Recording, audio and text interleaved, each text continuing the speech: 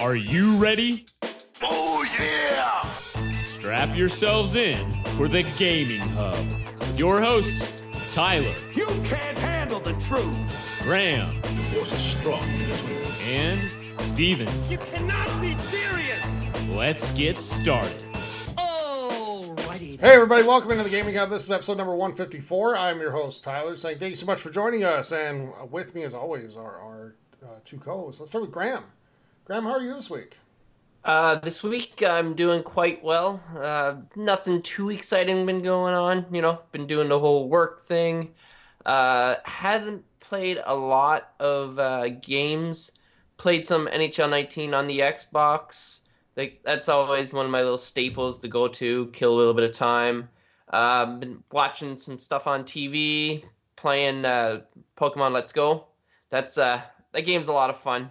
I can't say how much. Well, I don't know if you guys know this, but that game has made $2.5 billion, and it hasn't been out for 2 years yet. So that is impressive, and I am sort of a contributor. So you're welcome, Niantic.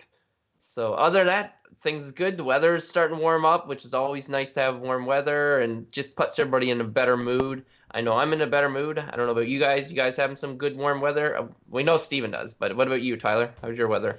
Oh, not bad.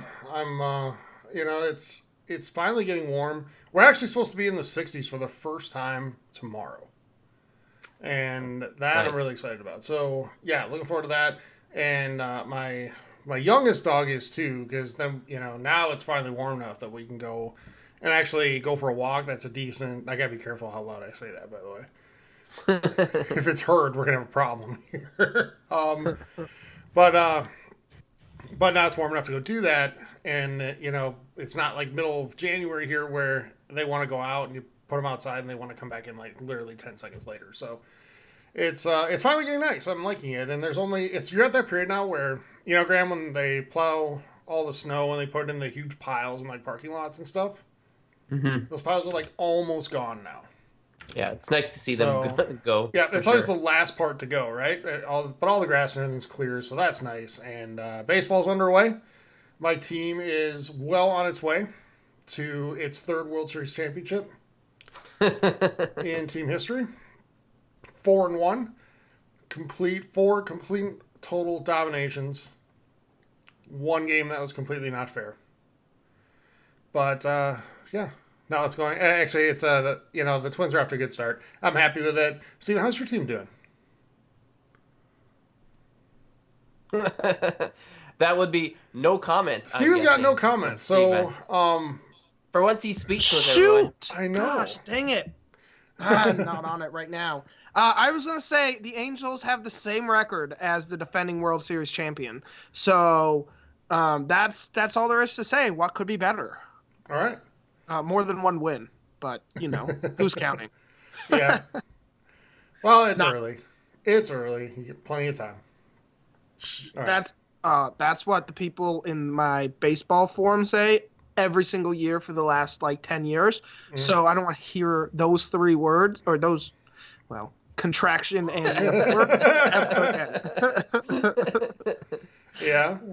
So, yeah, but I'm happy baseball's on the way. It is.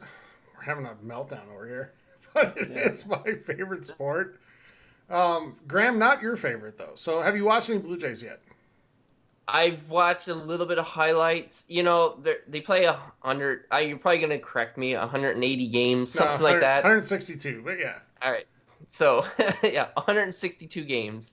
So, it's way too early for me to get hyped into it. I do watch sports highlights, so I'm not completely oblivious to what's going on in the Blue Jays world, but I'm pretty oblivious, but not completely. Yeah. Do you know what almost happened today, Graham? Literally broken up about 5 minutes before we went live. We almost got through intros without something catastrophic occurring? Almost, but okay. The Indians almost no-hit the Blue Jays today. They got into the ninth. Wow. But someone broke it up. Well, that would have been my guess. Always love early games or no hitters early in the season. That's always nice. That's our against your team, though. No one wants to see that. No. It's true. But yeah, it's I'm just glad baseball started. I'm happy, and brief update on or quick update on what I talked about last week, and it's my PlayStation experience here. They knocked down the amount a little bit, but not enough to make me want to do it. I'm not paying it, so I had to just open a new account on there and buy MLB The Show on there. So I still haven't actually played it. And I think it's just this mental block. Like every time I think about playing it, I think about this experience and how crappy it's been. That sucks, dude. Yeah, but I'll get into it a little bit this weekend because I'm a big baseball fan, so I'm happy about that. Anyway, enough sports talk for us. Steven, what games have you played this week? Well, I mean, you just said no more sports talk, and then you asked me what games. Well, I've been playing, Angels. I got what you're saying. Yeah. I've been playing the show a lot. I was playing March to October, and I was having fun, but honestly, I don't love it as much as I want to. I'm waiting right now for there's a thing I just discovered this year, but there's a group that puts out the a full minor league roster that you can download. So I'm gonna wait for that to get released and then download it and then start a franchise. That way I get the Angels top tier prospect, and then Vladimir Guerrero Jr. will be in there, so I can force a trade with the Blue Jays. So Vladimir Guerrero Jr. can be on the team he belongs on.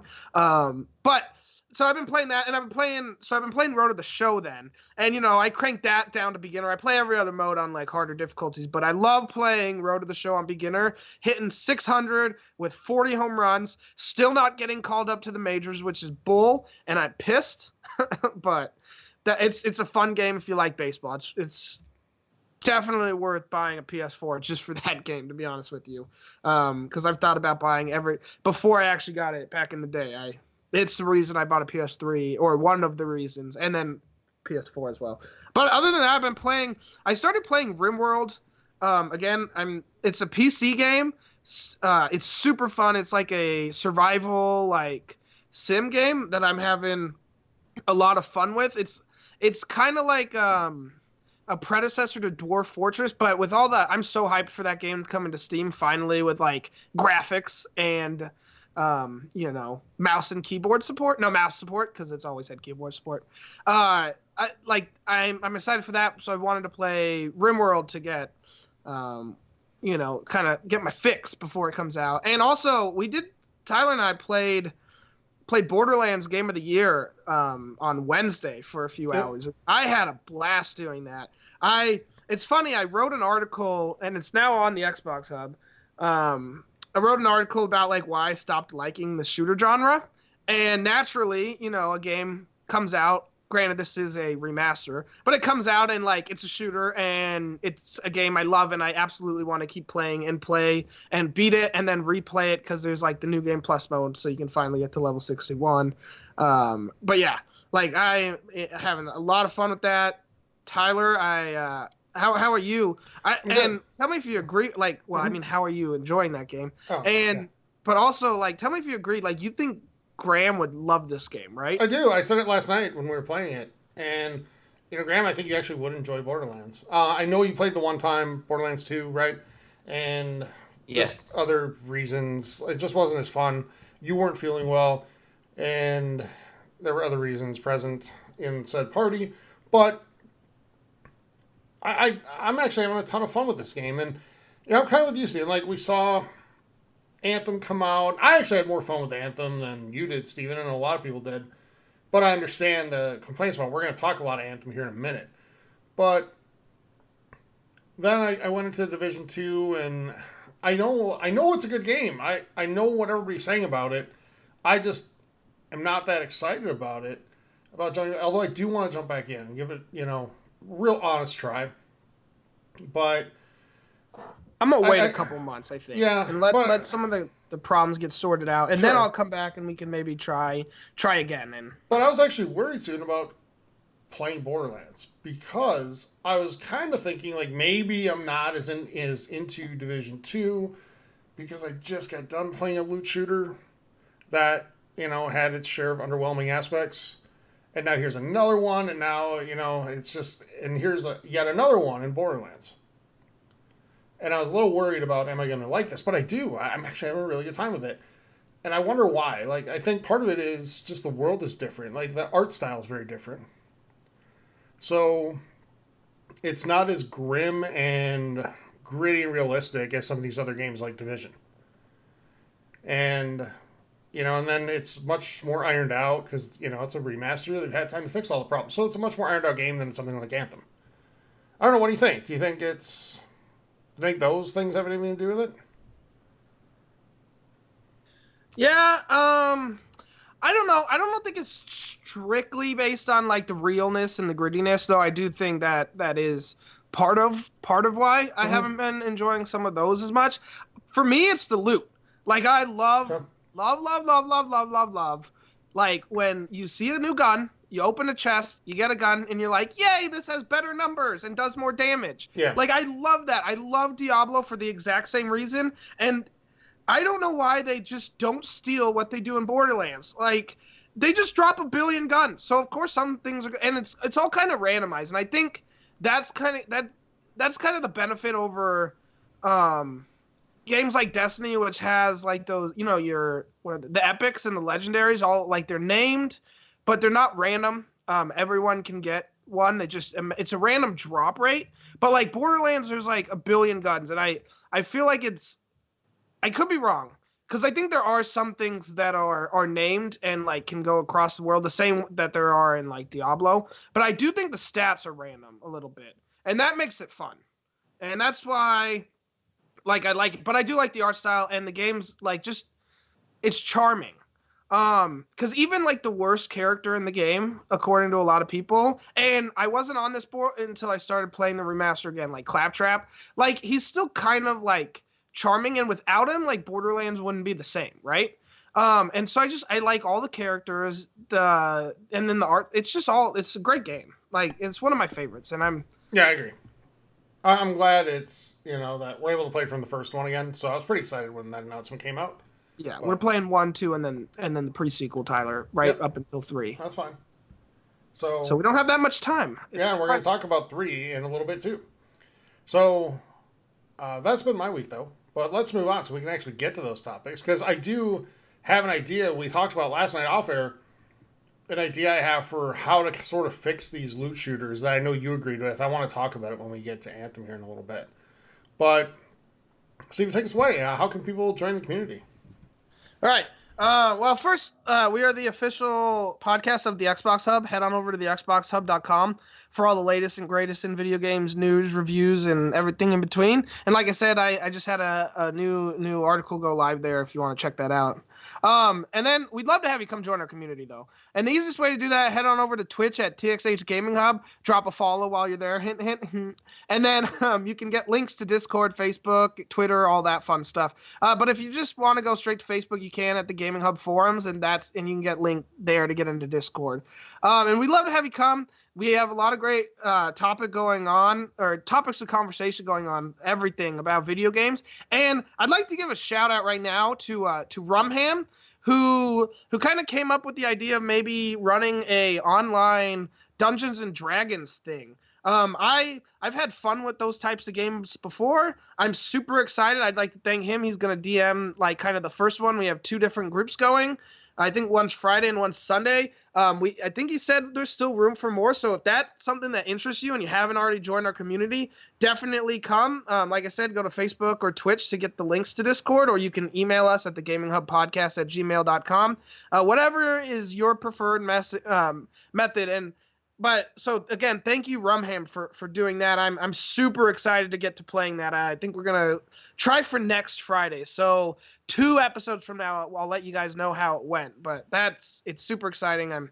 I'm super thrilled to do that. But we also talk video games.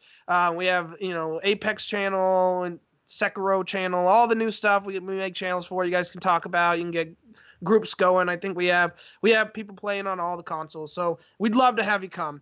Finally, you can head on over to Twitter at TXH Gaming Hub and see all the funny things we tweet and retweet and see when we go live and all that. So yeah, follow us there.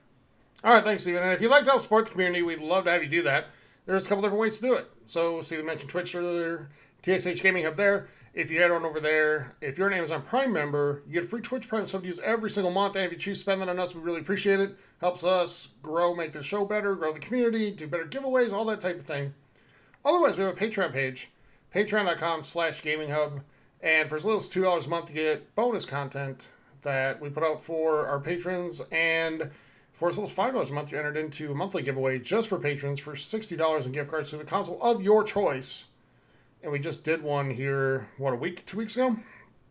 And we'll be doing another one here in the month of April in the next couple of weeks. So you got time to get in to be in April's drawing. But for as little as $5 a month, you're in on that drawing for $60 in gift cards to the console of your choice. So we'd love to have you support the show. Graham. Yes, and we are a podcast, and we are on many platforms. There's always a growing number of other options of where you can download the latest podcast for your favorite podcast. And there are lots of options, like I said, and I'm going to give you guys a couple more options that you guys may know about, you may not know about, and you may even just want another one. More the merrier, right? So the first one would be Radio Public. Now, this is available through an app store. So basically, it's your typical one where you get like a list of your favorite podcasts, and as new ones come out, they will be right there, right on there. It's easy. It's really accessible. And it does give a little support to the podcast that you're listening to. And if you like what you're hearing, you can write a little comment. You can give a 5-star on there. And then another option is through Dash Radio. Now, this is a streaming service. It's like satellite radio kind of, but it has like different channels. It has music, and it also has a podcast channel. And that channel, if you're looking for it, that would be Multiplayer, where you would find our podcast and many other ones on a constant rotation. And like I said, if you like what you hear there, you can also write a comment and give it a 5-star rating for your favorite podcast. And like I said, Tyler will read them on there because we do appreciate any and all comments, and we even the constructive ones and not so constructive ones we will still read, and we appreciate that. So tell your friends, and let's make us the biggest podcast in the world. In the world, Graham. We're going to take out like Joe Rogan and everybody. Yep. Yeah. No problem. His days are numbered. All right. So let's go ahead and head into news. In the news. And on the surface, it looks like there's not a whole lot going on this week, but there actually is. Including one thing that just came out today that's ridiculous, in my opinion. We'll talk about that in a little bit. But I want to start with another article from Kotaku. Jason Schreier has really made a name for himself, I think, with this type of coverage over the last, what would you say, Steven, 2 years maybe? Maybe more. Actually, no, since the first Destiny. That was really the first one. Where he really kind of digs into the development cycle and puts out almost these like expose type articles of what went wrong. And he just put one out for Anthem this week. And two things get kind of covered here. And they're two different topics. So, although they end up affecting each other. One is, what went wrong to make the game so broken? Because there was, once upon a time, according to this article, this development team was super high. They had super high morale. They were very engaged. They were really excited about the game they were making. And then suddenly all of that changed, and it resulted in this endless, aimless period of development where nobody really knew what they were doing, and it resulted in so much last-second work that the game came out in the state that it came out in with the type of story it did and all that type of thing. It wasn't what they originally had in mind. Then the second half is sort of the developers talking about the working conditions there. And I know, and stay with us because we don't want to have the same conversation over again. We've talked about this a couple of times in the last 6 months. Okay, and it's not going to be the same conversation all over again, but it does deserve to be talked about here because it's yet another example of kind of what's going on in the games industry. So there's a lot of talk of like super long weeks and, people basically quitting when it's over and being forced by their doctors to take leave because of what it's doing to them. All right, Graham, I'm going to go to you first here because I know Steven has strong opinions. So I don't want Graham to get lost in the shuffle here in this conversation. Graham, That never happens. Graham, I'll go to you first. Like, let's talk about the first thing first. Like, Anthem as a game. I know you didn't play it. You weren't that excited about it. Do you think that sort of the aimless direction of development here led to you not being as excited, led to it being just another Destiny clone rather than something that stood on its own? You know, when I first saw it, like, I don't remember exactly when, I was excited for it. I really was. And was then, that E3 in, what, 17 was the first time we saw it? Like, really saw it? Yeah. Yeah. So I was excited there, and then as time went on and just seeing more about it and hearing more about it, and then ultimately being compared to Destiny, because I wasn't a huge fan of Destiny 2. Mm-hmm. And I even think this game fails in comparison to Destiny 2. So yeah, like I said, I was excited for it, and then more, and then I saw it, and then I played the beta, and then I'm like, yeah, it doesn't seem to be that much fun. Because right beginning, when I knew this was Bioware, I'm like, yes, finally they're gonna make up for Andromeda, and they're gonna get back to a great story and multiple world. Like, I was excited, I really was, and then when I realized it wasn't that, I was kind of let down. And then after reading this article, I was like, wow, like, could things just been worse for a game before launch? Like, it was in development or pre-production or whatever for 6 years, like that is crazy. That means like they really had no idea what they were doing. They were just like winging it. And then there was like, it came down to crunch time, and then they thought this magic, which I put in quotation marks. They're Bioware magic, yes. Which basically means we're going to work you all into your grave, but the game's going to be amazing. So, yeah. Like, what is that all about? Yeah. So let me ask you this, Graham. Like, as somebody who has a job, how fun is it to go to work when your boss had no idea what they're doing? And keep in mind, like, there's a difference between development and production. So, that game was in development for 6+ years. It was in production for about 18 months of that. Yeah. So think about it. If you had to sit around at work forever and do nothing because nobody had any direction, you couldn't get any clear sort of definition of what your role is or what you're supposed to do. And then all of a sudden they figure it out, like, when you're supposed to be about, 70% done, and say, well, we're starting now and you better get this done. Yeah. Like, how good is that as an employee? Oh, it's absolutely terrible. And I have been in these situations. And honestly, when I'm there, I'm like, I don't even want to be here. I hate this. It drives me crazy. It makes your day, like, it's just frustrating. It's like, I don't even know what to do. Like, what am I supposed to do? Now I'm supposed to be killing time, but I don't know. Like, and then it's like, oh, now when they figure it out, it's like, okay, now you got to get this done, this done. It's frustrating, and I can see for like developing a game how there's like deadlines. Like, I know in construction there's like deadlines, but they're really flexible, and to me it never really works out to be that way because there's always something. But for video games, like the pressure and the stress, and you think, okay, I'm gonna lose my job, and somebody else is gonna take this over. Because it's a tough industry to get into. And once you get in there, you don't want to like lose that because you feel like you've lost everything and you're starting all over. So it's a bitter shame that this is how the game went down. And then you force people to like pretty much sacrifice their like body and their mental health. Like, it's not right. So it's too bad. And I want to go to Steven at this point on this, and I agree with what you're saying here, Graham. Steven, I'm going to kick you off with this statement, and it might be a controversial statement to some, but I don't blame EA for this, at least not nearly as much as I blame Bioware leadership. Go. Yeah, I'd agree with that, except there are a couple things I can blame EA for. And let's start with, they forced Bioware to use the Frostbite engine, when apparently the Frostbite engine is absolutely atrocious. Okay, like based on based for on RPGs. This article. No, just for everything. Like, it's atrocious to work with. I mean, it looks nice. I mean, we've all seen Battlefield, and we've all seen FIFA, and we've all seen, like, it looks great. Even Anthem looks pretty good, but it is not like it's just not good to work with. It's hard.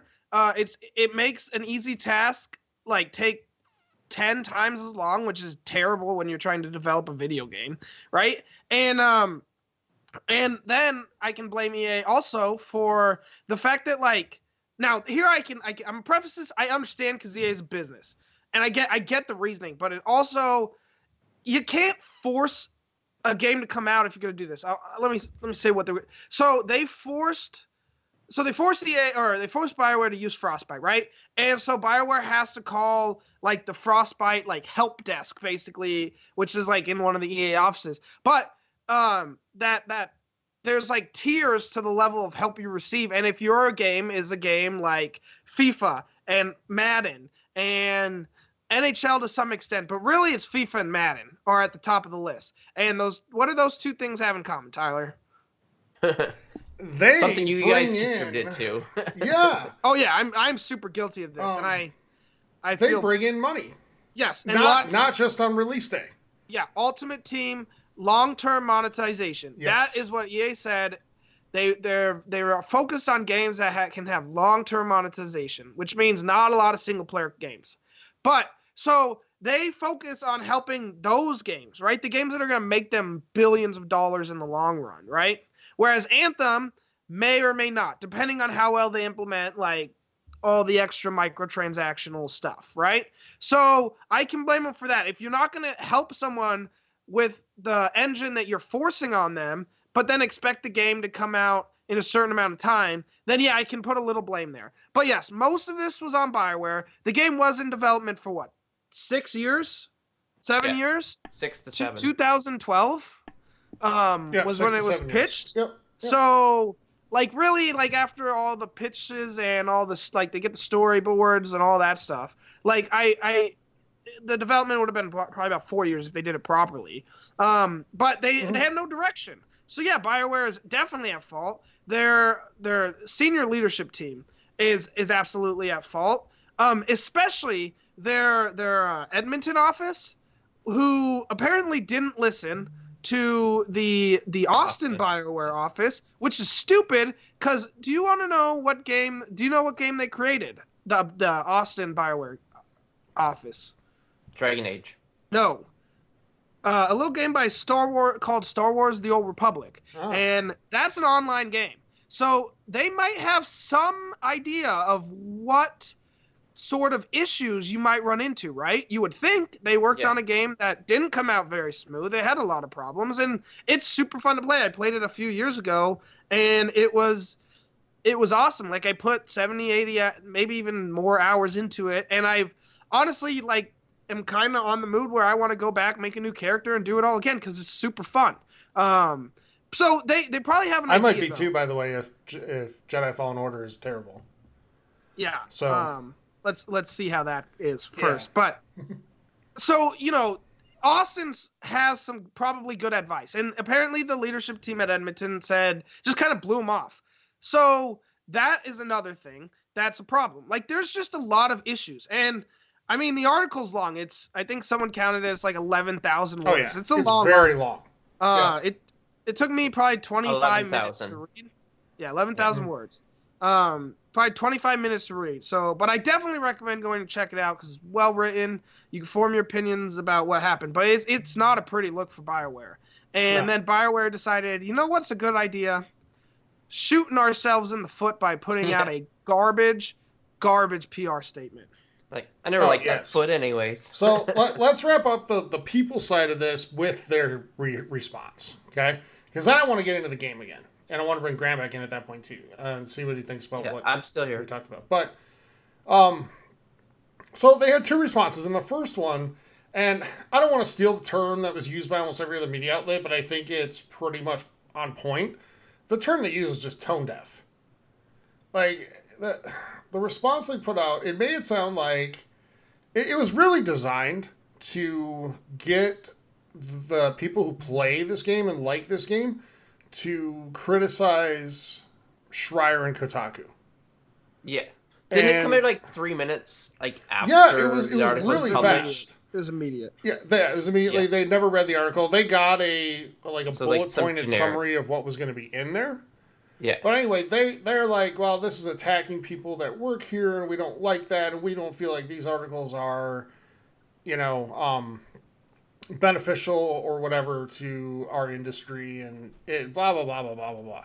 Don't Never in criticize there- us. Yeah, basically. Never in there did it say anything like, these are deeply concerning accusations. We plan on taking them, we are taking them very seriously. We plan on looking into it. No, if they would have said that, that would have been a significant amount of damage control on day one. But they didn't.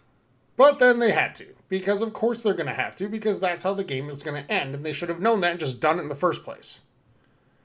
So I don't know. See, what do you think on the responses? Like, the second response should have been the first response. I don't know who actually gets paid there that came up with that first response. But it was not a good idea.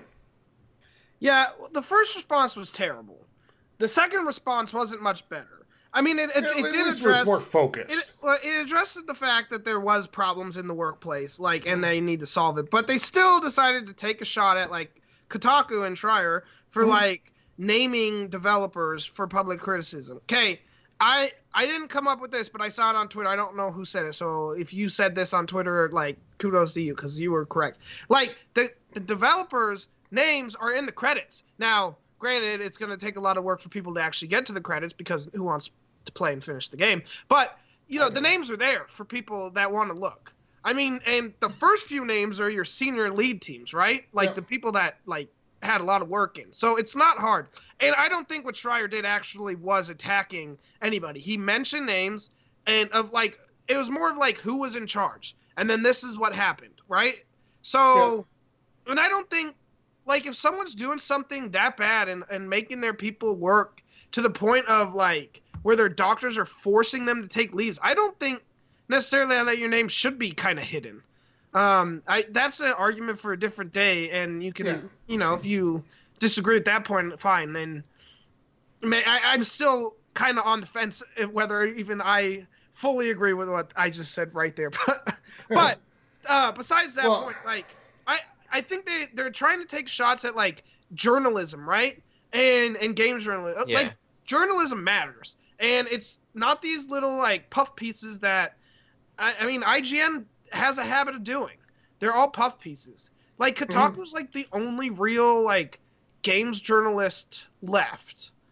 In my opinion, and this is important cuz things aren't going to change if no one writes about it, right? Journalists matter. And they're very important just in general. So, in gaming, it absolutely is going to make the industry better as a whole. It'll make it you want people to work and stay in, right? Because if you have good quality people, you don't want them leaving jobs in 3-4 years because they just get burned out. That sucks. And that's how you make garbage games, right? If you have new people every time, you're never going to get anything really that new and just kind of pushing the limits, right? That makes sense, right? Yeah. Yeah.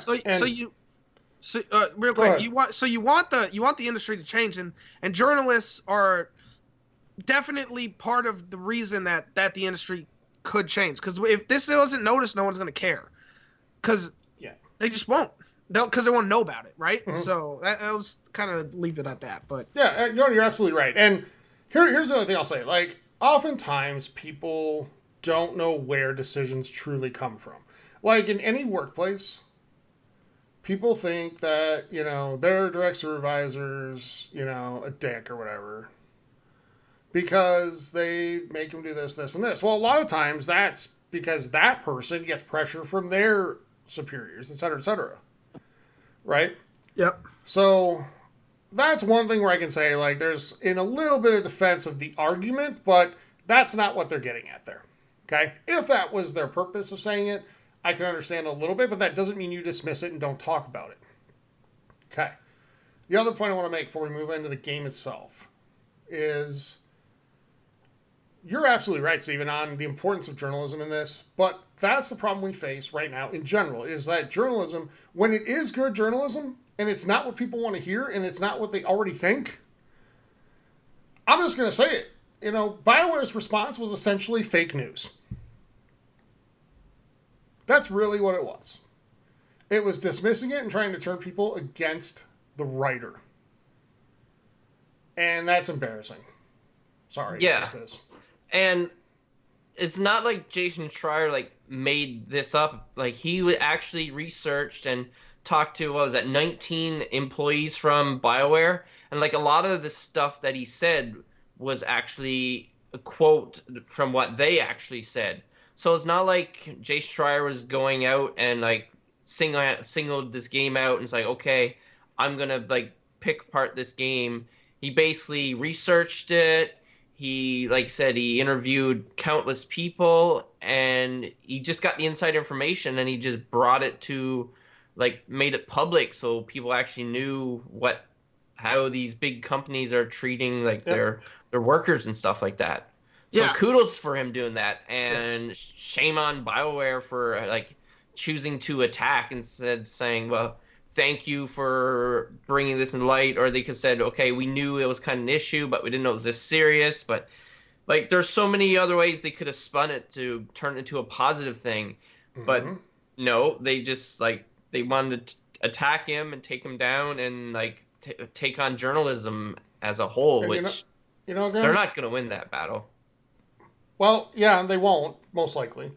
But kudos to Kotaku as well for going with this article and going with, other stuff that he's written. Yeah. Because if you think that they're going to be able to get easily some BioWare access in the future, near future, man, you're kidding yourself. They're not. Yeah, for sure. So you're risking being blackballed both as the writer and as the site. So, kudos to both for doing it. And, I don't want to say having the courage, I think that term's overused. But, wanting to do and say what you think needs to be done and said. Doing the right thing, right? Yeah. Yeah. Yep. That's important. Like, and real quick, like, I promise, probably. 2 things. I don't think the article really attacks the game. It mentioned some of the issues, but I think everyone knows that. Like, it wasn't just another attacking Anthem piece. No, it wasn't. But that's what BioWare tried to make it out to be, so that people would rally against them. Yeah. Yeah, and they did, and that's shame on BioWare. Another thing is, Schreier.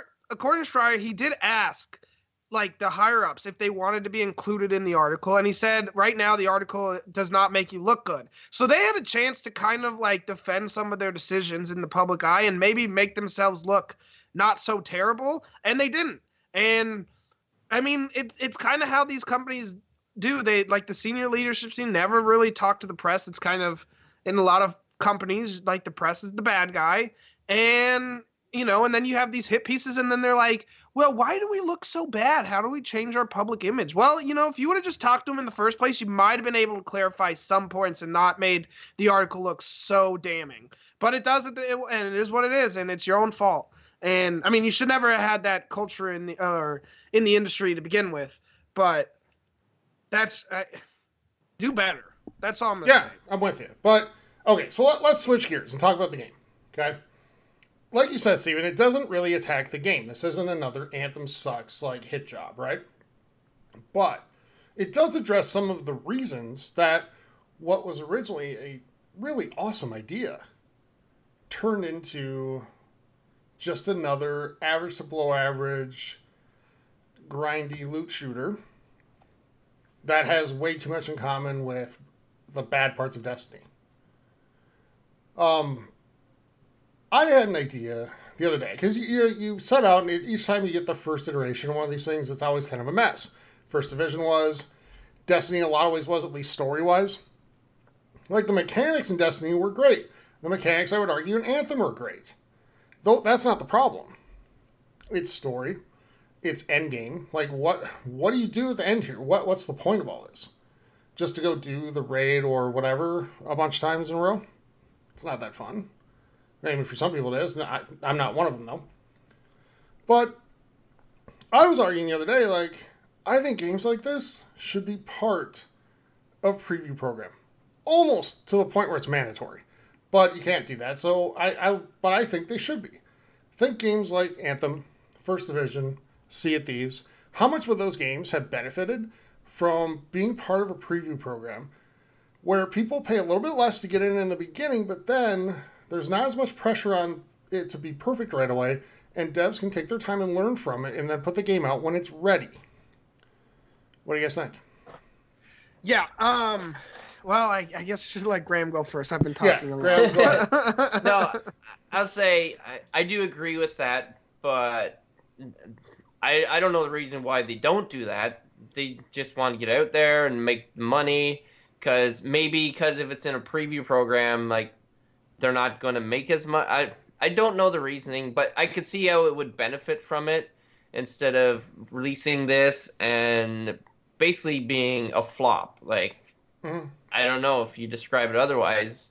I know there's people out there who played it and enjoyed it, but after reading like the article and stuff like that, and then playing the game or like thinking about it, and there's a lot of holes in the story, but you can see why, because the way the game was developed, like, basically they had 18 months of actually making the game, and like, game of this size and magnitude takes a long time to get it right and to get all the nuances and like get out all the bugs and all that stuff. So it could definitely benefit it from. Grant, let me ask you this. Like, I would argue they could actually stand to make more money. Okay. Yes. Here's why. So let me ask you this. You, like, long ago were interested in this game, but as you got close to release, you weren't. Okay? Yeah.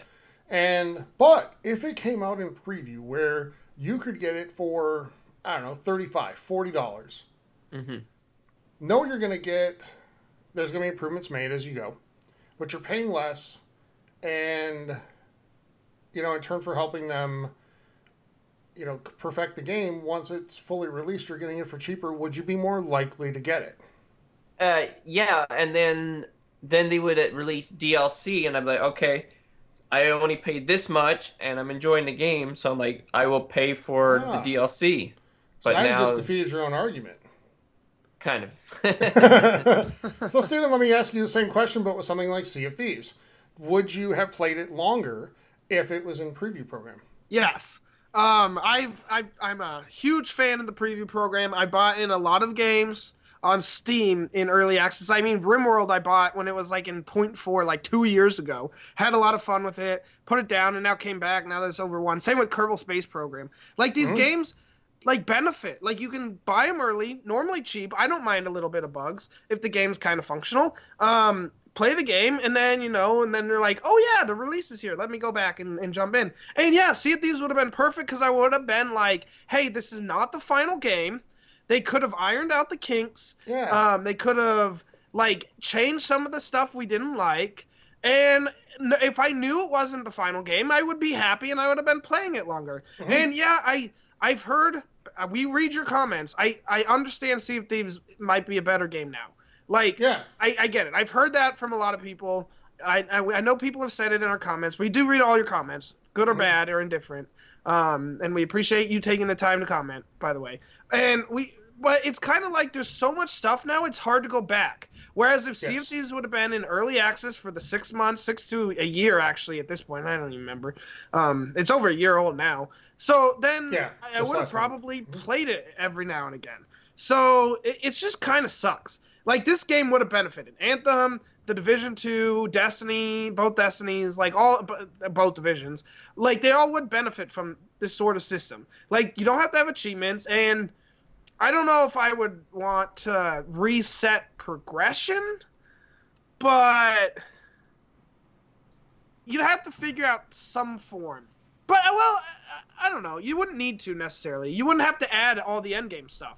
Because then you're in early access, and then you're like, okay, what are players doing? What are they not? You can kind of like get a test period of like 3 months, and then you release the game, and now it's good. People want to play. Then people want to spend money on, like, because in that time you can also be developing like skins and stuff, because that EA loves their skins, and like Fortnite, all that. Like, EA loves anything that has a $sign before it. Sure, and then like Graham said, like, you buy DLC. Like I said, I think that it would benefit, and it's just unfortunate that games kind of refuse to do it. Well, I think part of it for third-party games is that PlayStation doesn't have a preview program. So how do you do it? Like, and I think what we said last night is probably the right answer. Like, if you want to get them early, get an Xbox. Otherwise, sorry.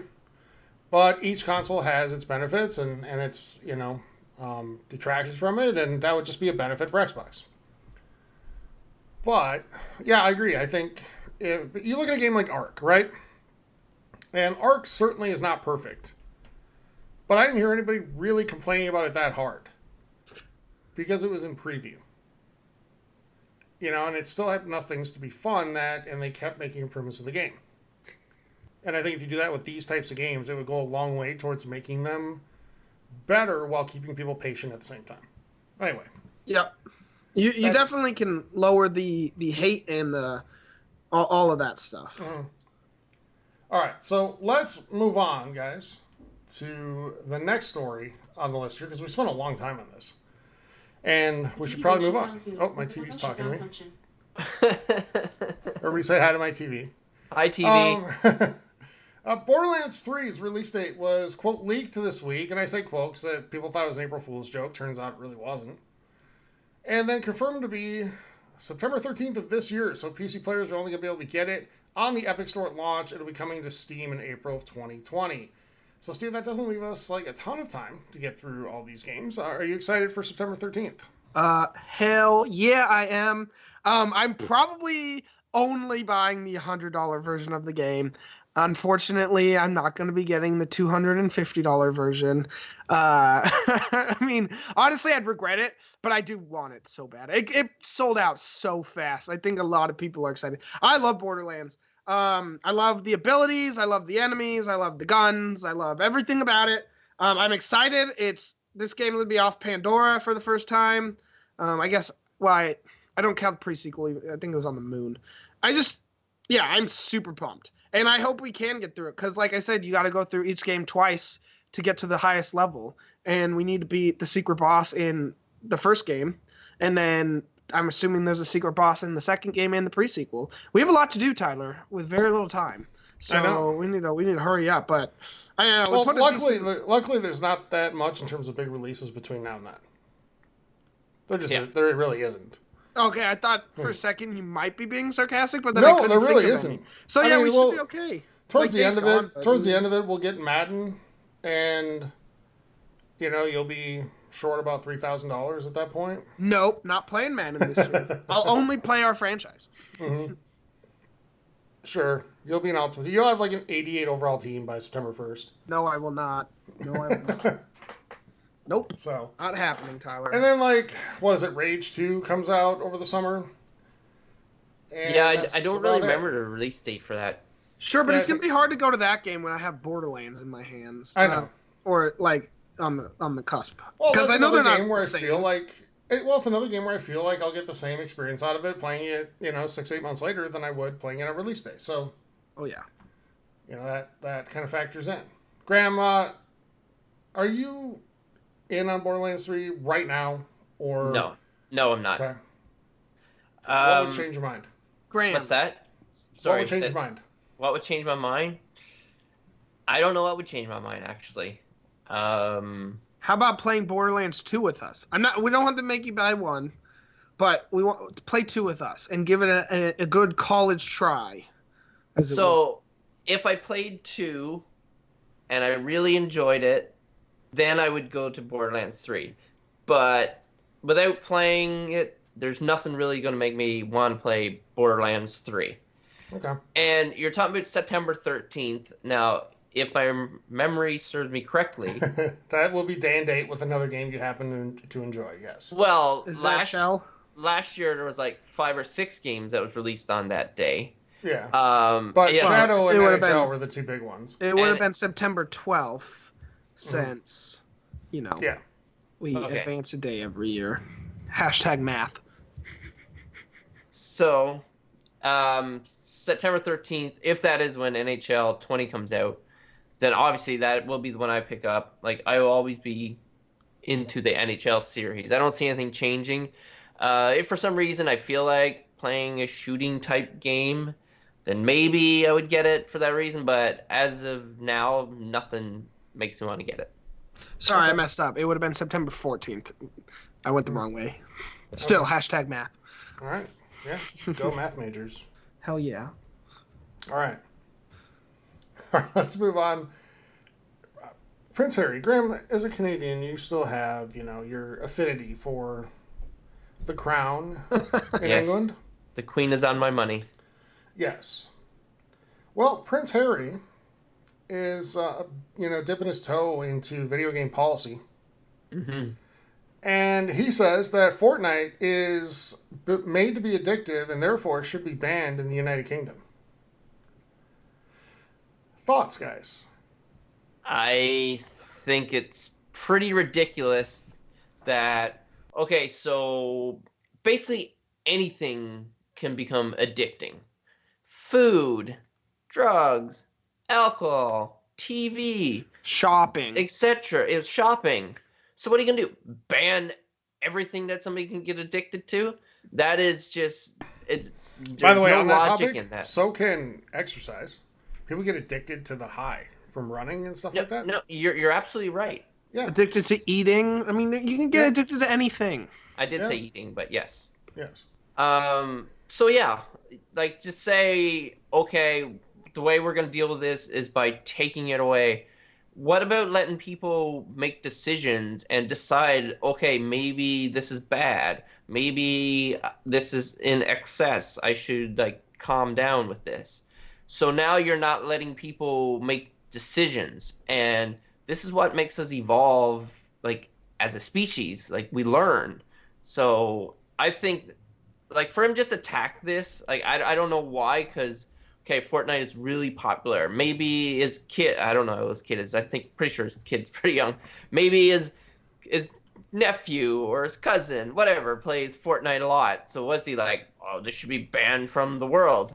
So I think his attitude is bad, and I do not support his decision. So that's Real quick before you go, Steven, I'm telling you that the movie Idiocracy is coming true before our very eyes. It really is. Like the level of dumb and stupid and whatever compared to 10 years ago, 15 years ago, 20 years ago. And maybe I sound like the old man yelling, "Get off my lawn." I don't know. But it is staggering today compared to before.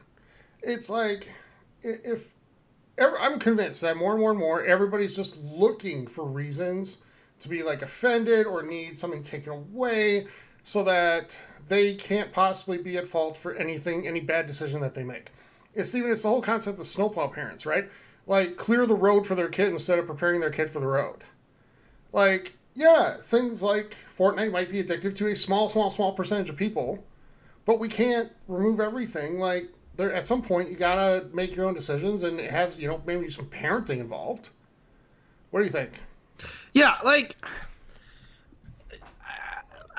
It's ridiculous. Come on, like, first of all, I don't necessarily like the idea that the government or whoever thinks they know how to like live my life better than me, right? I thank God Prince Harry has no actual power. Honestly, it would not surprise me if politicians like across the world thought this way. Right? Like, I mean, they do. It's not that long ago that people thought, like, Mortal Kombat was the worst thing of all time, and it was super, like, dangerous, and, video games make people violent, all that stupid, dumb things that have been proven wrong scientifically. Like, Fortnite's just kind of fun, right? And kids love fun, and kids love playing with their friends. And that's why they like Fortnite, because it's an easy way to play with their friends. They can do something, and... it's not that bad. Like, yes, there are kids that are super addicted, but they would have found something else. That's all. It would have been different, and arguably could have been worse. I'd much rather have a high schooler addicted to Fortnite than have a high schooler addicted to. Well, I'll leave it at that. You can fill in. Yeah. Like, we'll do Mad Libs with that. And there's no issues here. Yeah, the loot boxes or whatever can be. I don't even think they're really loot boxes, though. You can buy the battle pass. You can unlock the skins by playing. You can kind of pay to get skins. I think there are loot crates. It's been a long time since I played Fortnite. But I know kids ask their parents for money. But I also know a lot of kids can earn the battle pass by playing enough. Like, they can earn the battle pass by playing once they own the battle pass, which is pretty awesome. So, yeah, it makes kids want to play the game more, but kids love playing the game. So I don't have a problem with it, and I know they play with each other. I have the kids at the school that I work at, like, they talk about it, and they're like, I hear them talk about Fortnite all the time. It's like 2 years running at this point. It's their social experience. Yeah. I don't have an issue with it. Like, if parents feel like it's too much, then take the controller away for a while. Like, it's you gotta take some personal responsibility. Yep. You know, we had a comment in Discord that I think is great, that, you know, people are always dumb, and the internet, and probably in particular social media, just makes it easier to see it. But it also empowers the dumb, because now you see that there's a lot of people that agree with you. Right? So, yeah, I mean, look at some of the other really, really, really, really, really stupid movements that are garnering attraction. Yeah, like Tide Pods. No, that was well, no that's one stupid actually too. ate Yeah. I'm talking about like vaxxers and flat earthers. Like, are you stupid? Yeah. Well, yes, you are. You guys are both. Sorry, if. No offense to anybody out there that might think that way that's listening, but I'll tell you though, I got vaccinated as a kid and I'm okay. I'm fine. Little offense, a lot of offense. I mean, Sure. you're an idiot, so sorry. It is what it is. I'm an idiot? No. So Not you. Oh. I won't go down this road. Sorry. Okay. But But well, I want to. I do want to say one last thing on this before we kind of move on. And I'm not apologizing to anti-vaxxers, Twitch. Settle down. But like I said, I got vaccinated as a kid and I'm fine. If I had a kid right now, I would have them vaccinated 100%. Like, you see these stories now, people getting sick and like these outbreaks breaking out. It's so frustrating. Yeah, We're I know, but we're devolving. That's the way I would no, we are. mad. Like I said, idiocracy is playing out before our eyes. But anyway, Let's I go want back to video games because Yes, I could know, spend 25 minutes just going on a rant here right now. I want to wrap this up with Wrap it up. one last comment. And here's the thing, like, whether your position is real or make-believe, like, you know, the prince is, but there's enough real problems going on in your country. You know, like, you're not seeming to get this Brexit thing down too easily. So maybe step in there. Same thing in our country. So I'm not just going to call out our friends across the pond. I'm going to talk about ourselves too. We have many, many problems. We have healthcare is a problem in this country that we can't seem to quite get fixed. We have mass shootings like once a week, it would seem. Stuff like that. But what did they do like a year ago? Called a summit of video game makers to talk about violence in video games.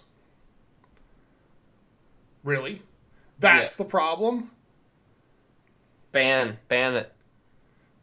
So, yeah, it's ridiculous. Focus on real problems, not make-believe ones, to distract from the real ones. And please, like, be aware enough to recognize the BS when you're being distracted from the real problems, I guess. But anyway, we don't want to turn to that type of show yet. No.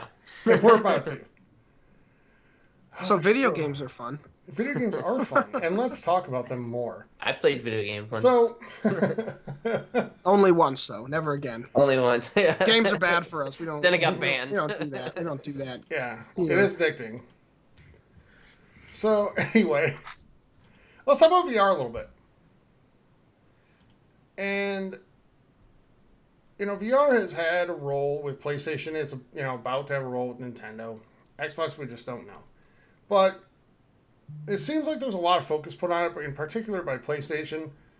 But it has yet to take a real strong hold over, you know, gamers as a whole. So what do you guys think the role of VR is going to be next gen? Once we launch into the PS5 and the Xbox, whatever, what do you think the role of VR is going to be? You know, I think it's just going to be for a niche audience. And at first, like, say the new system comes out, and whether it has VR packaged in or separate or whatever, it's going to come out with some great games, but it's going to be like a novelty thing. I think people ultimately are going to prefer sitting comfortably on their couch, in front of their TV with a controller in their hand. Like, it's cool, like, say if some friends come over and it's like, oh, let's try out this game in VR. But I can't see me putting in, like, a 5-hour session or maybe a 3-hour session or maybe even less. Like, I haven't had one of these headsets on for, like, a long time, so I don't know how I would feel after so much time. But I really don't see VR actually taking off, not entering the mainstream anyways. And I like Nintendo's approach because they're going like the cheapest route possible. Basically like Google Cardboard. They're going to give you cardboard that folds up, and they're going to give you interactive games that goes into your Switch, and the Switch goes into this cardboard. And it's really inventive though, how they like incorporate the Joy-Cons and for like different types of games and stuff like that. But as far as PSVR and the Oculus Rift and the HTC Vive, I just don't think they're going to take off to be in. I don't even know if they're aiming to be in everyone's home. So I think it's just going to be a niche and a novelty thing. And like Tyler, your example, you have a PSVR. I do, mint condition. Mint condition. And nothing's compelling you to like, I really want to play this game and get lost in this world for X amount of lately, hours. nothing's compelling me to do anything with PlayStation except like reenact the scene from Office Space with it. Yeah, so that's what I think VR. What do you guys think about VR? You think it's going to take off? I personally don't. I don't think it's always going to be like super fringe, but I don't think it's going to be the type of thing where it's in everybody's household.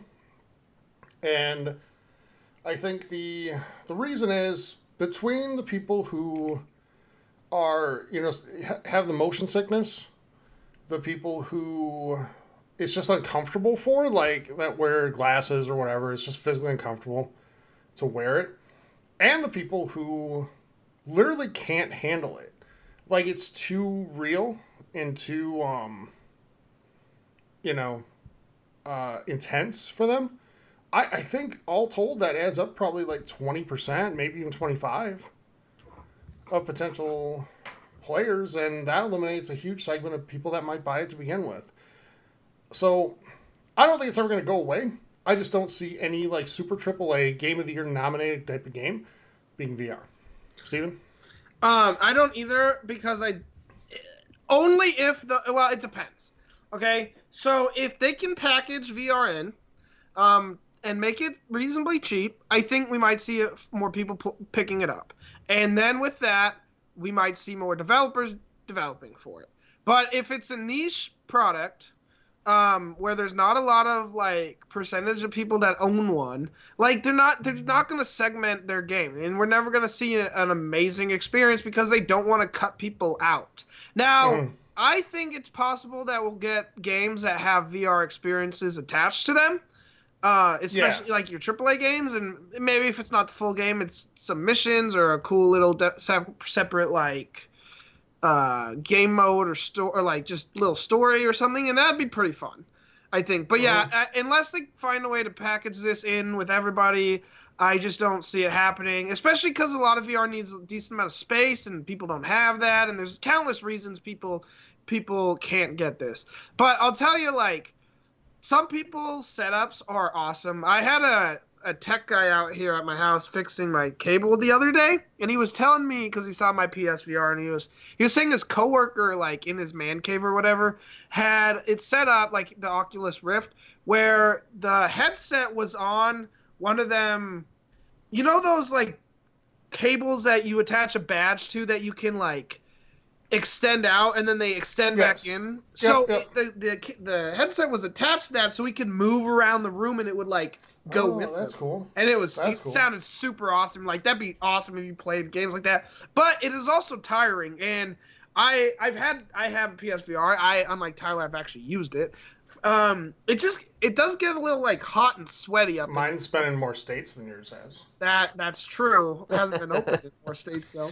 But it just like it gets a little sweaty, and I can't play for longer than like 2 hours. But it's perfect for games like Beat Saber, where I just want to do some fun Star Wars-esque music, dancing, whatever you want to call it. Like, I have a blast with that game. And I play for an hour and a half to 2 hours, and I'm good. But I don't know if I'd want to watch a movie in it. I just don't think it's comfortable enough for 2 hours of sitting and watching the movie. Mm-hmm. And also, I mean, the millennial in me, like, can't put my phone away for that long. So there's also that. You really use your phone in VR because you can't see it. So Right. That's true. kind of the way it is. But it will keep you from looking at your phone every 10 seconds. That's So- true. It's good for that. But Yeah. It's like the worst thing about going to the movies now, like going to the movie theater. Oh, Nobody can put their phone away. Really? Yeah, I don't see that problem in theaters that I go to. Yeah, it's less bad because it's still taboo and you can get kicked out. Yeah. I think people don't want to waste like whatever it is, especially since some theaters cost like $8, $10 for a ticket, if not more.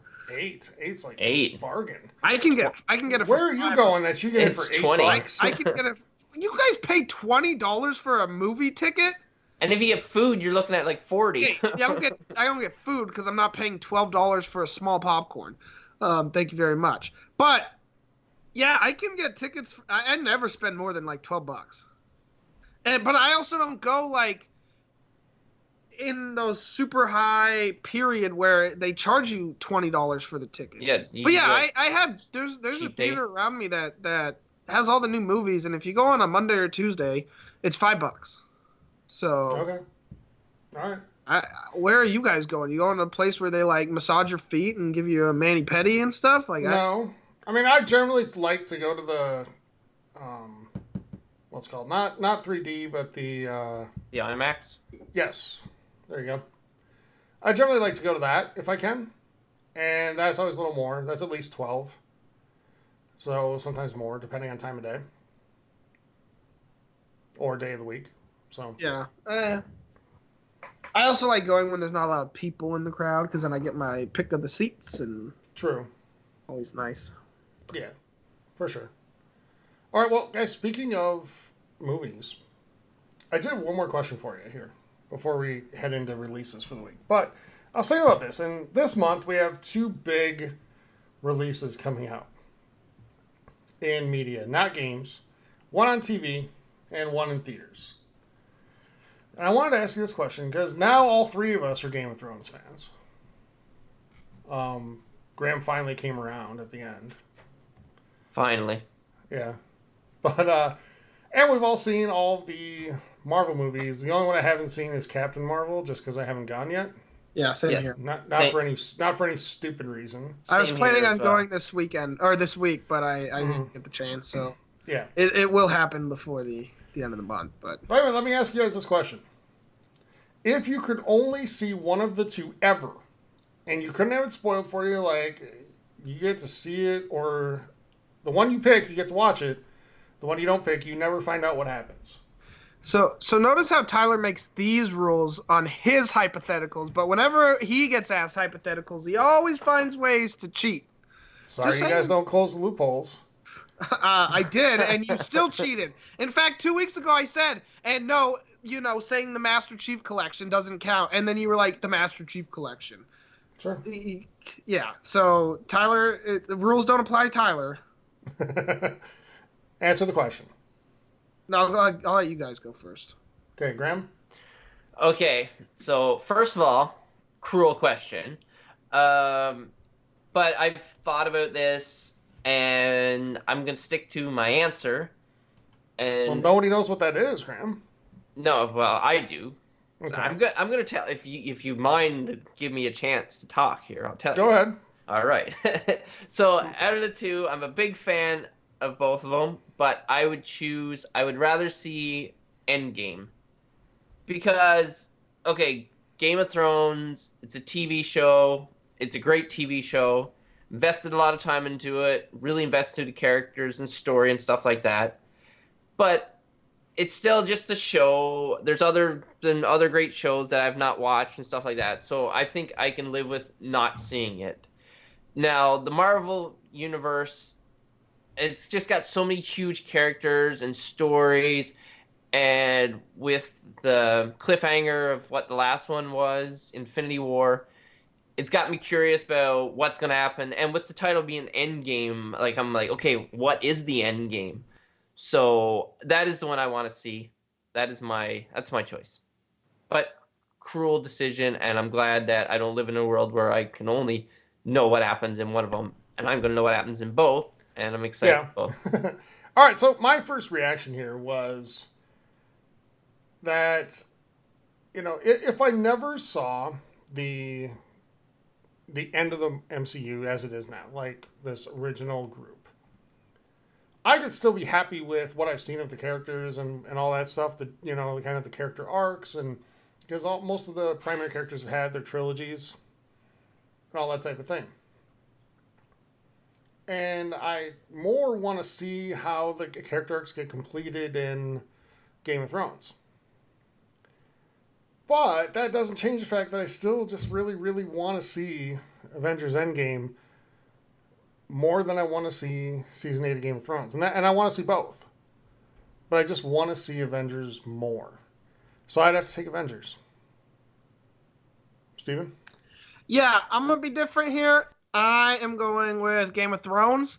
When you asked me this question yesterday, it was an easy answer for me. I think I answered before you even finished.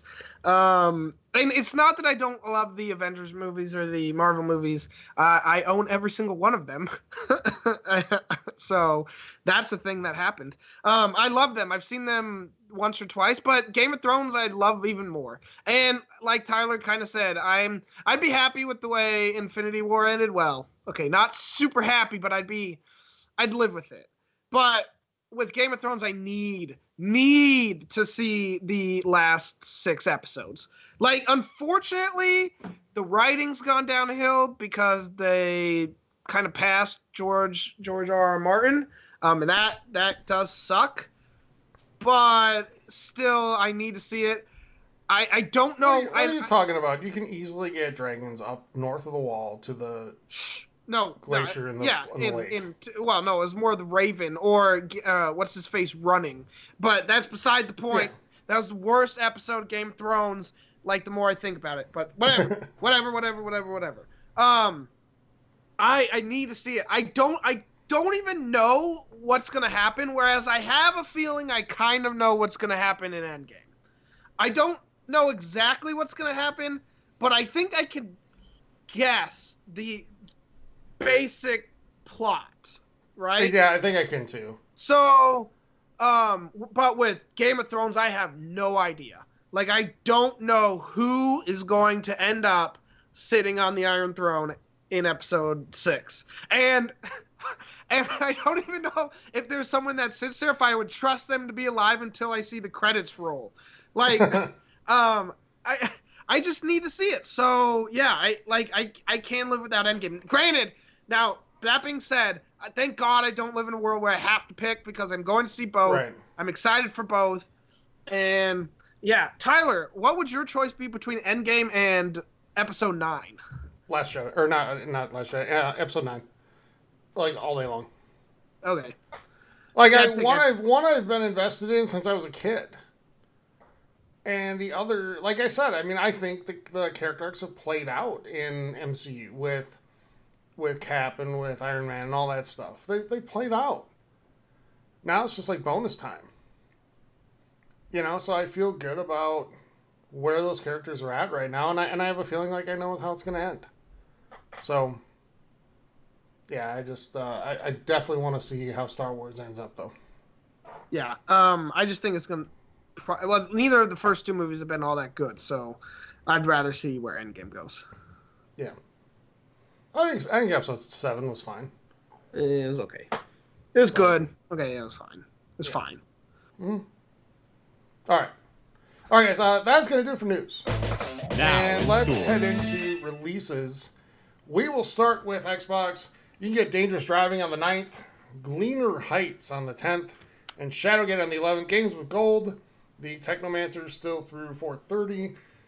Plants vs. Zombies Garden Warfare 2 through the 15th of April, and Star Wars Battlefront 2, the original one, the OG Xbox One, through the 15th via backwards compatibility. Steven, what can we get on PlayStation? Okay, on PlayStation, you can get all these games come out on the 9th. You can get Phoenix Wright Ace Attorney Trilogy, Vaporum, and Dangerous Driving. And then for PS Plus games, you can get Conan Exiles and The Surge. I don't know if they're available quite yet. You might have to wait a few days. But it's your last chance to get Modern Warfare Remastered and The Witness right now before it resets in the April's month. So, yeah, Graham, what about you and Nintendo? So yeah, it's actually a pretty big week for Nintendo. Some of these one of these games was released on another system. But anyways, you can get Phoenix Wright Ace Attorney Trilogy on April 9th. Then on April 11th, you can get Hellblade Senua's Sacrifice. And then on April 12th, we were talking about VR earlier, Nintendo Labo Toy-Con 04 VR kit will be released. So, and I but I saw that there's going to be, you can play Breath of the Wild and Mario Odyssey in VR. So, hell yeah, I'm on board with that. I'll let you know how it all plays out when I experience it. And that's what I have for Nintendo Switch for this week, or next week. So you're buying the VR then, I'm guessing, basically, is what we've... Well, it's not really VR. You're just buying the cardboard and, like, the game. But yes. Is this going to be like when you were going to buy those other VR sets, Graham? Or would you really get this one? This could be this day one. All right. Steven, let's go into questions. What do we have? We got time for a few. Fan mail. All right. First question from Piracy asks, what's the greatest console-exclusive franchise of all time? That's a tough one. Okay, so... Go ahead, Graham. It's between two. It's either Mario or Zelda on the Nintendo. Probably going to go with... Ugh, that's tough. Such a homer. Well, come on. What else am I going to pick? Good games. Yeah. Well, I could say God of War for the PlayStation because it's the reason I bought a PlayStation 3 and a PlayStation 4. But Tyler won't allow that answer, so I'm going to stick with Zelda or Mario for Nintendo. By the way, before someone sends me an email or, makes a comment, I'm just kidding. I love Zelda and Mario. It's just I wanted to mess with Graham a little bit. Tyler, what's your pick? Because I can't... Graham, did you pick one? Yeah, I said Mario or Zelda. Oh, so you're not actually going to pick one? All right. I see what you're saying. I know what he's doing. All right, I'm going to pick Zelda. God, that's really surprising. Like, I love Mario 3 and Mario World, but I think the ones I enjoyed more was from Zelda franchise. Tyler, do you think we ever would have been able to guess that? No, it's really surprising. I know. Tough one. Very unlike you, Graham, to pick Zelda. Well, if we don't know each other's favorite franchise by now, then there's something wrong with us. So I'm actually going to say Mario. See, I was there. I think it has more broad appeal than Zelda does. And I personally think without Mario and Zelda, when you look at the dark days of like the Wii U and stuff like that, when they're really struggling, man, it would have been a lot of trouble without those two franchises to kind of keep them going. So, and it was more Mario at that point than it was Zelda, to be honest. Zelda's had bigger gaps between games. Yeah, but you've never played Ocarina of Time, which... No, I'm just saying, like, through that period, Grant. Yes, like, yeah, I know, I understand. So, Tyler, the question is greatest, not favorite. You still say Mario? Yeah, I think, like, if it was favorite, I'd probably say Halo. Oh, so if it's greatest, yeah, it's Mario. Really? Yeah, I stand by Mario. So Graham, you change your answer to Mario for greatest? Yeah, favorite is Zelda, greatest is Mario. I disagree actually. I think it's Zelda. The too many like amazing games, and it could just be because I like action adventure / kind of RPG-ish games, and like Ocarina of Time, like despite never having completed it, like is amazing. There's just so many great Zelda games, and I think Mario is Super Mario World. Yeah, Mario 3. Ooh, this will get me comments. I don't think Mario is that good. It's just jumping over things. Even though Super Mario 3 is arguably the greatest game of all time. That's those rose tinted glasses you guys love putting on, and everyone. That's not my opinion. That's on. That's because everyone lists. played it when they were a kid, and they're like, it's amazing because I was a kid and I loved it then, so it's still amazing now. Yeah, well, okay, whatever you guys say. If you guys think it's Mario, it might be Mario. Are you using two hands on one shovel right now, or are you like going one in each hand? Sorry, say that again. Are you using two hands on one shovel right now, digging that grave, or are you using one in each hand? Well, yeah, I was also throwing my hands in the air and making hand motions just in case. Like, I was like, whatever, the hand thing. Yeah. And you guys know what Steven's favorite monster truck is? Gravedigger. So, all right. What's next, Steven? I'm seeing if people are. I'm just testing our listeners and seeing which ones actually stick around for questions. Yeah. Well, which question can get you in trouble next? Let's see. Let's find one. Well, I mean, okay, we'll skip that. Ska Guy asks, "Who do you think is going to win the Stanley Cup?" Oops. Yeah. No. Okay. That's what. I'm gonna stick to what I've been saying. Toronto Maple Leafs. No. Tampa Bay Lightning. I feel like they're just going to bulldoze their way to the Stanley Cup. Nothing's going to get in their way. Nothing's going to stop them. But I could be wrong. But the way they're putting up the numbers, not going to go right into specifics, but they've broken so many records, and it's crazy. And they got an amazing goalie to back them up with Vasilevsky. Steven? Caps repeat, but probably not. I don't know. Favorites Tampa, but it's the playoffs. You never know what's going to happen. That's true. I think it could be Caps. So I'll just pick the Caps just for fun. Just for All right, fun. it's a Caps. For funsies. Okay. The San Jose Sharks. Oh, you're ridiculous. Wow. They're finally going to break that drought, eh? Tampa's not going to win it. Playoffs are a different game. You can score 1 million goals in the regular season. Playoffs are a different game. So, I'm still not convinced they have the type of team that can handle the style of play in the playoffs. But I think the East is a lot deeper this year than it has been. I think it's going to be much tougher to get through. Whereas I don't think the Pacific is all that tough. And so Winnipeg's really struggling right now. So, San Jose's getting knocked out in the first round. Got it. Probably. But yeah.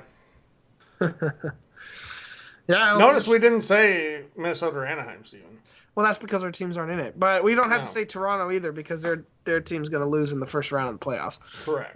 To their nemesis. It's positive thinking. It's going to be Game 7 in the Garden, Graham. Game 7 in the Garden. Thinking. All right. What's next? Okay, next is from Xbot Toss. He says, "What new features do you guys want to see in Borderlands 3?" I don't know about features. I just kind of want more of the same, and I just want, I just want it all to be a little bit better. Yeah, I can't put anything specific I'd want changed. I think I'd know it if I saw it, and I would know it if I don't like it. But there's nothing specific. It's just more awesome guns, awesome abilities. I actually didn't like the change to the siren from 1 to 2, which was frustrating because I loved the siren in the first game. Now, I know some people disagree. I was talking to my buddy, and he actually couldn't understand why people use the siren, and then I told him about some of the abilities that actually make her ultimate ability, awesome, and I think he might be playing right now with it. But, yeah, I can't tell you, just more awesomeness. More bigger, badder guns and loot. I would like to see microtransactions. I think that would make game. No, I'm kidding. I'm kidding. I don't know. I don't know what the other ones have, so I just hope it has what everyone would like, and the game is amazing, and everybody enjoys it. All right. Look at Graham playing Peacemaker over there, and Diplomat. Oh boy. I'm just, by the way. Oh, never mind. Let's do one more. All right. Ooh, this is a tough one. All right. I'm trying to decide because I have two really good ones here. Okay, let's go with this one. Sky Radical says, since 2000, what game do you think has made the biggest impact on the industry as a whole? What game do you think has made the biggest impact on the industry?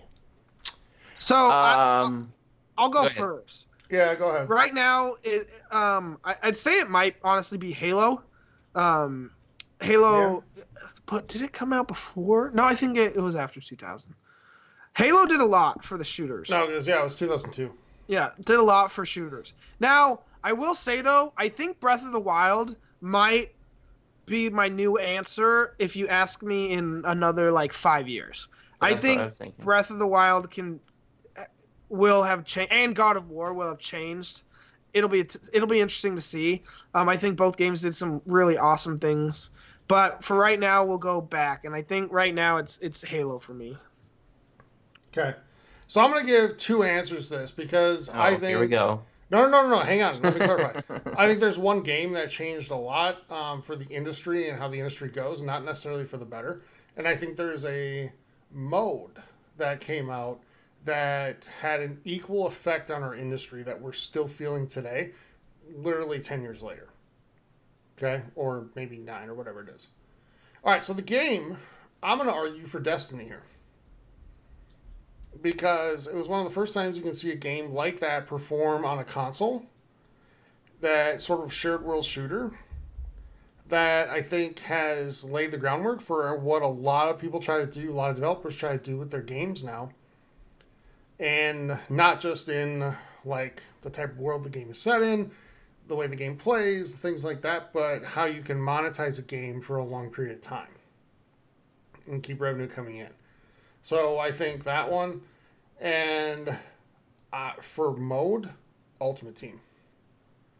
Ultimate Team is a game changer in the entire industry, not just sports games, because it showed the type of revenue you can bring in post-release by having, microtransactions in games. And it showed how to do the model correctly. Well, maybe not correctly, but very lucratively. And it's been a game changer for how games are made. Okay, I think I'm gonna have two answers as well. Mm-hmm. My first answer is gonna be Minecraft. It showed how like how a sandbox game, like completely sandbox game, could be so popular, and if you put it across or put on every platform, that it's just more successful, and it just basically your creativity is the limit. And when they brought in like the redstone and people are making electrical circuits, and like just go online and like YouTube and search like top 10 like Minecraft creations or something like that, like where they made like a key and stuff like that. Like it's just amazing. I think that one is a game changer. And I'm gonna say GTA. I'm not sure which one came out around 2000, but every year they seem to be getting like bigger. But the whole open world and the online now, I think GTA 5, I guess, have opened up the world. And the fact that it's one of the top selling games every year since it's been out speaks volumes of how significant of a game it is. That's my answers. All right. Take it Steven, away. you said we have one more really good one? Yeah, we do. Let's do it. All right. And this, since we missed the winner last week, this actually comes from the winner of the month of March. So congrats to Penix for winning. And his question was, what's the most emotional video game scene that made you cry? All right, so I'll go first here. Again, congratulations, Penix. Thank you for your support. My answer is the opening, 10 minutes or so of Ori and the Blind Forest. Yeah, that's just as good gut That's as wrenching. good as you can do it, man, without having any dialogue even. Gut It's wrenching. just so good. Yeah.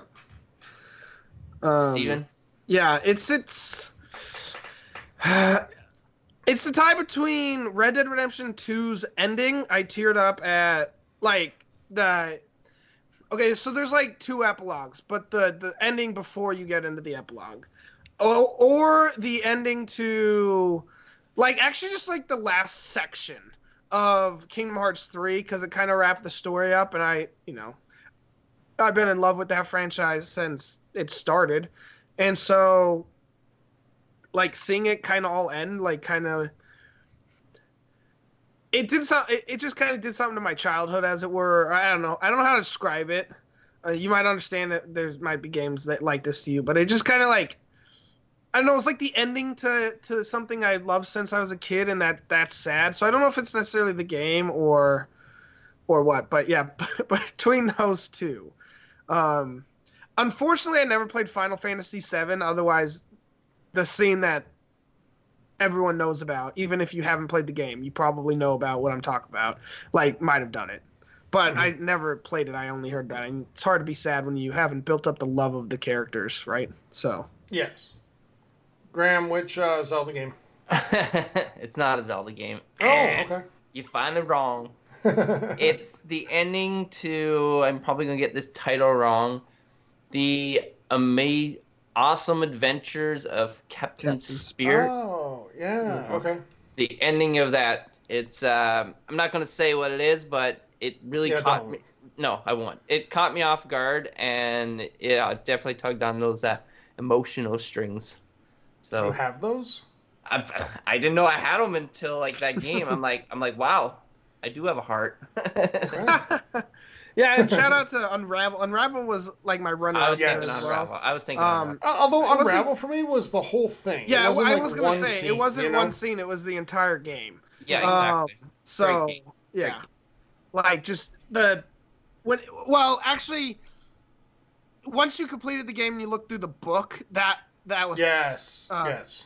I guess that's kind of one scene.